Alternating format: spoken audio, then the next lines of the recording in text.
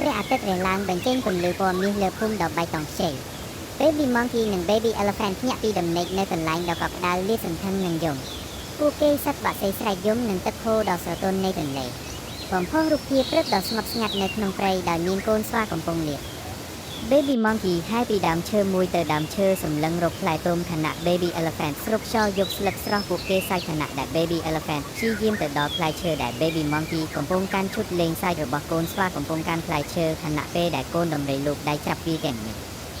ពួកគេបានរកឃើញទឹកទន្លេខ្លះហើយសម្រេចចិត្តលេង Baby Elephant ជិះទឹកដោយប្រម៉ោយរបស់វាធ្វើឲ្យ Baby Monkey សើម Baby Monkey សងសឹកដោយការលោតចូលបង្កើតការពុះកញ្ជ្រោលដ៏ធំការជំរុញសម្រាប់រូបភាពពេលវេលាដ៏រីករាយរបស់ Baby Monkey ពាក់កណ្ដាលអាកាសធាតុនឹងធ្លាក់ចូលពេលកំពុងរករកពួកគេបានរកឃើញផ្លូវលាក់មួយដែលគ្របដណ្ដប់ដោយដើមទំពាំងបាយជូរភាពចង់ដឹងចង់ឃើញទុះឡើងនៅពេលដែលពួកគេរុញច្រានដោយឆ្ងល់ថាតើមានអ្វីនៅខាងមុខបង្ហាញរូបភាពផ្លូវដ៏អាតកំបាំងមួយនៅក្នុងព្រៃដែលមានកូនស្វានិងកូនដំរីសម្លឹងមើលយ៉ាងរំភើបពួកគេចំពប់ដួលលើទឹកជ្រោះដ៏គួរឲ្យភ្ញាក់ផ្អើលមួយដែលលាក់នៅពីក្រោយដើមឈើក្រាស់ពន្លឺថ្ងៃធ្វើឲ្យទឹកមានពន្លឺចែងចាំងបង្កើតពេលវេលាវេទមន្តទឹកជ្រោះដ៏ស្រស់ស្អាតដែលមានអាប់នៅលើអាកាសកូនស្វានិងកូនដំរីឈរយ៉ាងស្ញប់ស្ញែងពួកគេសម្រេចចិត្តប្រមូលផ្លែឈើសម្រាប់អាហារសម្រន់ពេលរសៀល Baby Monkey ឡើងដើមឈើយ៉ាងលឿនខណៈពេលដែល Baby Elephant ប្រើដើមរបស់វាដើម្បីរើសអ្នកដែលដួលពេលធ្វើការជាក្រុមជាមួយ Baby Monkey ទម្លាក់ផ្លែឈើចូលទៅក្នុងកន្ត្រករបស់ Baby Elephant ពួកគេរកឃើញវាលស្មៅធំទូលាយពោពេញដោយផ្កានិងស្មៅទន់ពួកគេមានរត់និងដេញតាមមេអំបៅឈុតឆាក់រីករាយជាមួយ Baby Monkey សាយខណៈដែល Baby Elephant ព្យាយាមចាប់មេអំបៅជាមួយនឹងដើមរបស់វាពួកខ្មៅវិលចូលហើយមិនយូរប៉ុន្មានវាចាប់ផ្ដើមធ្លាក់ភ្លៀង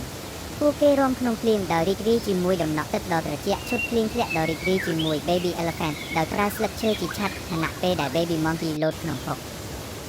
ភ្លៀងបានប្រែក្លាយផ្នែកនៃភ្នំទៅជាការអើបាក់ដី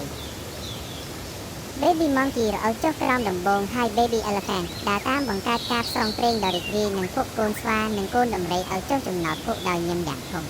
ពួកគេបានជួបអណ្ដើកដ៏រួសរាយរាក់ទាក់និងក្រុមសត្វស្លាបចម្រុះពណ៌